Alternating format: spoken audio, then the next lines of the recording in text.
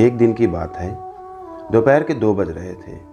मैं अपनी दुकान पर बैठा था और दोपहर का खाना खाने के लिए दुकान बंद करने की तैयारी कर रहा था। अचानक मुझे सामने से एक खूबसूरत लड़की आती हुई दिखाई दी। ना चाहते हुए भी मेरे दिल में लालच आ गया। एक तो खूबसूरत लड़की, ऊपर से ग्राहक का लालच। मुझे पता था कि ऐसी लड़कियां बहुत सारी शॉपिंग करती हैं। मैं रुक गया और उसके आने का इंतज़ार करने लगा। फिर जैसा मैंने सोचा वैसा ही हुआ। वह लड़की अदाओं के साथ चलती हुई मेरी दुकान पर आ गई। मेरी कपड़ों की दुकान थी।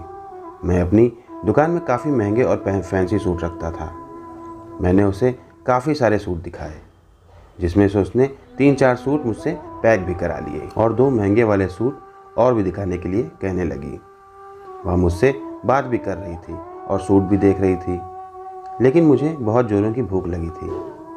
अब मैं सोच रहा था कि जल्दी से मैं इससे फ्री हो जाऊंगा और खाना खाने चला जाऊं।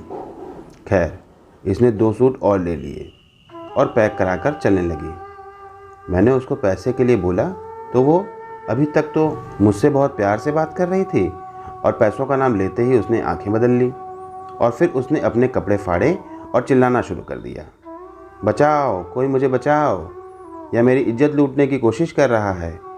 उसके चिल्लाने की आवाज़ सुनते ही 4-5 लोग मेरी दुकान पर आ गए और बिना कुछ देखे और सुने मुझे मारना पीटना शुरू कर दिया। उन लोगों ने मुझे मेरी बात रखने का भी मौका नहीं दिया और वह लड़की बड़े आराम से सूट लेकर निकल गई।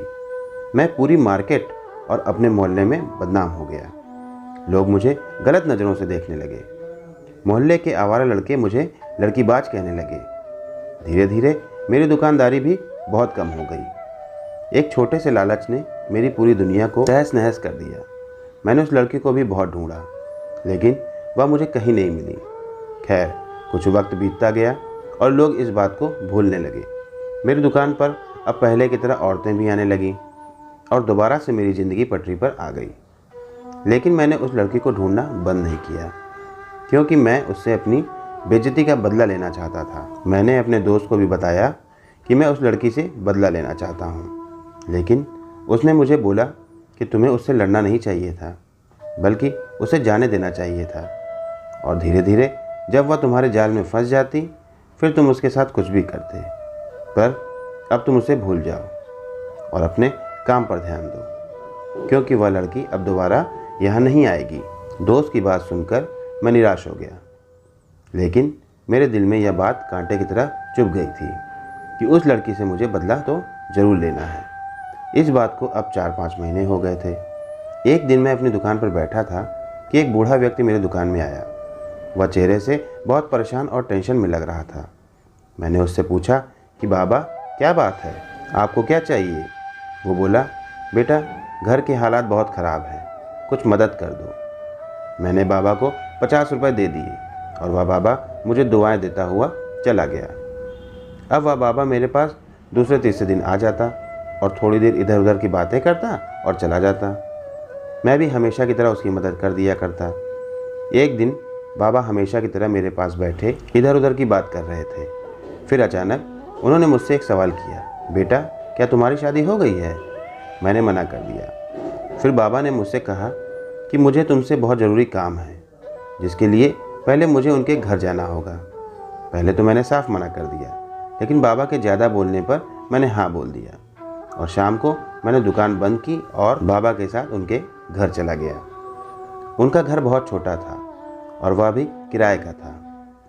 वह मुझसे हाथ जोड़कर कहने लगे, बेटा, मैं बहुत बूढ़ा हो चुका हूँ, न जाने कब इस दुनिया को छोड़कर चला जाऊँ। मेरी एक भतीजी है, उसका मेरे अलावा इस दुनिया में कोई नहीं है। मैंने उसके लिए और भी रिश्ते देखे, लेकिन कोई भी रिश्ता अच्छा नहीं था। बहुत दिनों से मैं तुम्हारी दुकान पर आ रहा हूँ। मुझे तुम एक अच्छे इंसान लगते हो, इसलिए सोचा कि तुमसे बात कर लूँ। मैं चाहता हूँ कि तुम इससे शादी कर लो। बाबा की यह बात सुनकर मुझे बहुत हैरानी हुई, मगर उससे भी ज़्यादा जोर का झटका मुझे उस वक्त लगा जब उन्होंने मुझे अपनी भतीजी की फ़ोटो दिखाई। मैं हैरान था कि ऐसा कैसे हो सकता है, क्योंकि यह वही लड़की थी जिसने मुझे भरे बाजार में लोगों से पिटवाया था और मेरी इज्जत पर एक काला धब्बा लगा दिया था, जिसे मैं आज 3-4 महीने बाद भी नहीं मिटा पाया था। उसकी फ़ोटो देखते ही मेरे अंदर बदले की आग जल उठी और बाबा जी को मैंने इसके बारे में सब कुछ बता दिया। उन्होंने यह सुनकर शर्मिंदगी से अपना सर झुका लिया और बोले, बेटा मेरी भतीजी को माफ़ कर दो, इसने तुम्हें बिन बात के ही बदनाम किया है, इसलिए मैं तुमसे माफ़ी मांगता हूँ। और बूढ़े बाबा ने बताया कि इस लड़की की सारी जिम्मेदारी मेरी है। मैंने कहा, मुझे इस बात से कोई फ़र्क नहीं पड़ता, मार्केट में 100 लोग मेरी इज्जत करते हैं, लेकिन आपकी भतीजी के झूठे ड्रामे से मुझे लोगों की नज़रों में गिरना पड़ा, क्योंकि गलती भले चाहे औरत की हो, लेकिन लोग हमेशा कसूरवार मर्द को ही समझते हैं। बाबा जी मेरी सारी बात समझ गए और दोबारा से माफ़ी मांगने लगे, लेकिन मुझे भी उस लड़की से बदला लेना था। मुझे यह मौका बहुत अच्छा लगा। मैंने बाबा जी के झुके हुए सर को देखकर बोला, ठीक है बाबा जी, मैं शादी करने के लिए तैयार हूँ, कोई बात, गलती तो सबसे हो जाती है। मैं आपकी भतीजी को अपनाने के लिए तैयार हूँ। मैं अपना पहला पत्ता फेंक चुका था।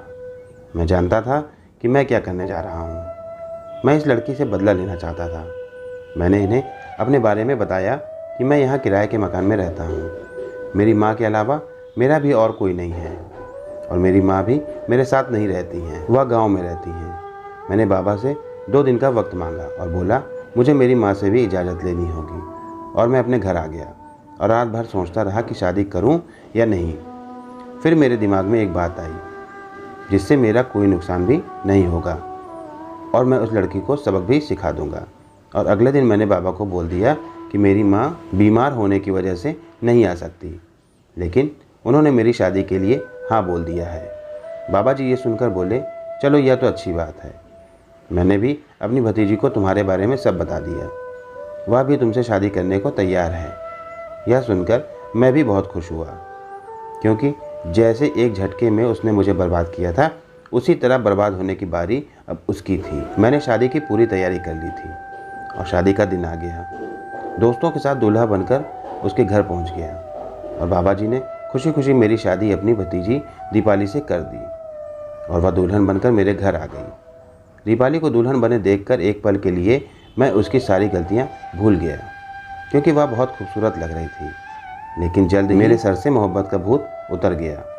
मैं फिर से सोचने लगा कि इस लड़की ने मेरे साथ क्या किया था। वह शादी की रात जो उम्मीद मुझसे कर रही थी, मैंने वैसा कुछ भी नहीं किया, बल्कि उसे बहुत डांटा और यहाँ तक कि उसे एक गंदे चरित्र की लड़की भी बोल दिया और यह भी कहा कि मैंने तुमसे शादी मोहब्बत की वजह से नहीं, बल्कि तुम्हारे चाचा के भीख मांगने पर की है। मेरी यह बातें सुनकर वह रोने लगी, मगर उसके आंसू देखकर मुझे दुकान वाला हादसा याद आ गया।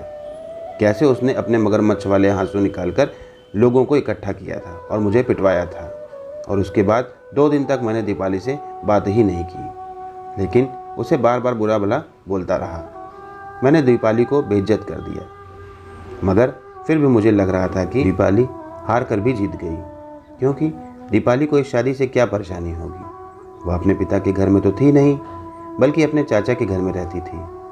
वहाँ उसकी देखभाल कौन करता होगा।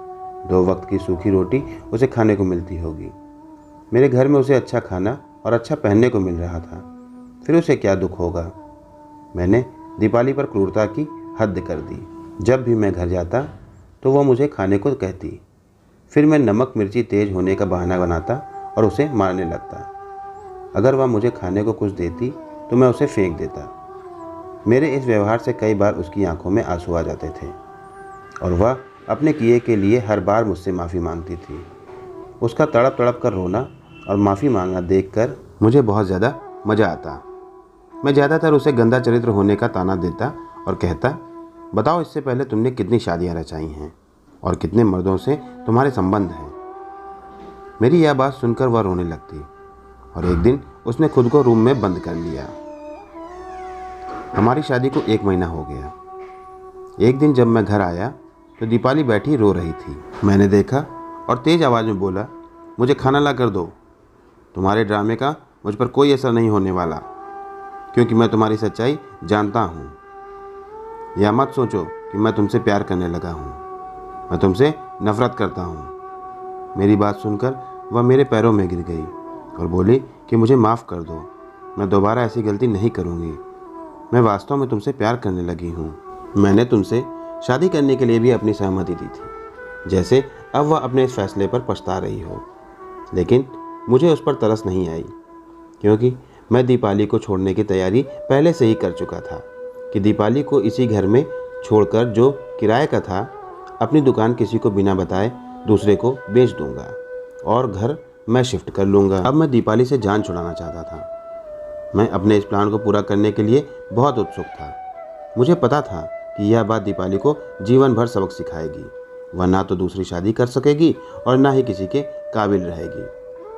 मैंने अपनी दुकान किसी को बिना बताए अपने ही एक दोस्त को बेच दी। उसने मुझसे 2-3 दिन का टाइम मांगा। अब मैंने दुकान पर भी जाना बंद कर दिया था। दीपाली अब मुझे खुश करने के लिए और भी ज़्यादा बातें करती और अच्छे से खाना बनाकर खिलाती, लेकिन मैं उससे बोलता कि कुछ दिन बाद मैं तुम्हें छोड़ दूंगा। आज मेरी इस घर में आखिरी रात है। मैंने सोचा क्यों ना आज दीपाली से मोहब्बत से कुछ बात की जाए, ताकि उसे प्यार खोने का एहसास ज़िंदगी भर रहे। मैं कमरे में पहुंचा तो वो बैठी बैठी रो रही थी। उसने मुझे देखा और मेरे पास आ गई और बोली, प्लीज़ एक बार मेरी बात सुनो। उसके बाद भले ही तुम मुझे छोड़ देना, मैं मुजरिम हूँ तुम्हारी, मैं एक गंदी लड़की हूँ, क्योंकि मेरे पापा की मौत के बाद मेरी मम्मी ने घर वालों के कहने से दूसरी शादी कर ली। लेकिन मेरा दूसरा बाप एक अच्छा इंसान नहीं था, वह मुझसे चोरी करवाता था। उस दिन जब मैं तुम्हारी दुकान पर आई तो तुम मुझे बहुत अच्छे लगे, लेकिन मेरे सौतेले बाप के डर से मुझे वह काम करना पड़ा, क्योंकि मेरा सौतेला बाप आपकी दुकान के बाहर ही खड़ा था। उस दिन उसने वादा किया था कि यह तुम्हारी आखिरी चोरी है, उसके बाद मैं तुमको आज़ाद कर दूंगा। खैर, न जाने कैसे, लेकिन ईश्वर का करम कुछ ऐसा हुआ कि इस बार वह अपनी जुबान पर कायम रहा और उसने मुझे आज़ाद कर दिया। वह चोरी मेरी आखिरी चोरी थी। फिर मैं अपने मामा के घर आ गई। कुछ दिनों के बाद उन्होंने भी मुझे अपने घर से निकाल दिया और फिर मैं अपने चाचा के पास आ गई और उन्हें अपने सौतेले बाप की सारी सच्चाई बता दी कि वह मुझसे चोरी करवाता है। मेरे चाचा के बच्चे नहीं थे। मुझे रोता देखकर उन्होंने मुझे अपने पास रख लिया और मेरे कहने पर ही चाचा ने आपसे मेरी शादी कराने की बात की थी, क्योंकि मुझे लगा था कि आप मुझे ज़रूर माफ़ कर देंगे। मैं उसकी यह बात सुनकर हैरान हो गया। मैं सोचने लगा कि मैं दीपाली को चोर समझता था, लेकिन पता नहीं यह किन किन हालातों से गुजरी होगी। अब मुझे अपने आप पर बहुत गुस्सा आ रहा था, क्योंकि मैंने दीपाली की कभी कोई बात नहीं सुनी थी। अगर वह कुछ कहने की कोशिश भी करती तो मैं उसे चुप करा दिया करता था। फिर दीपाली मुझे बोलने लगी, अगर अभी भी तुम्हें मेरी बात पर भरोसा नहीं है तो मैं खुशी खुशी तुमसे अलग होने के लिए तैयार हूँ, मगर जो मैंने आपको बताया है वही सच है। फिर मैंने दीपाली पर की गई क्रूरता की माफ़ी मांगी। उसने भी रोते हुए मुझे गले से लगा लिया और एक बार फिर उसने मुझसे माफ़ी मांगी। लेकिन मेरी दुकान बिक चुकी थी। मैं दूसरे शहर तो आया, लेकिन दीपाली को साथ लेकर मैंने यहाँ भी वैसी ही दुकान कर ली, जो कुछ दिनों के बाद अच्छी चलने लगी। और भगवान के आशीर्वाद से कुछ दिनों के बाद मैं बाप भी बन गया और अब दीपाली और मैं अपनी ज़िंदगी में बहुत खुश हैं। दोस्तों, कभी भी किसी की बात सुने बिना ही उसे गलत ठहरा देना कहाँ का न्याय है। तो आज की ये कहानी यहीं पर समाप्त होती है। इस कहानी के विषय में आपकी जो भी राय है कमेंट सेक्शन में कमेंट करके ज़रूर बताएं। वीडियो को बिना सोचे ही लाइक कर दें और चैनल को भी सब्सक्राइब कर लें और साथ ही दिए गए बेल आइकन को प्रेस करके उसको ऑल पर ज़रूर सेट कर लें, ताकि मेरी आने वाली सभी वीडियोस की नोटिफिकेशन सबसे पहले आप तक पहुंच सके। मिलता हूं फिर किसी नई कहानी के साथ, तब तक के लिए धन्यवाद।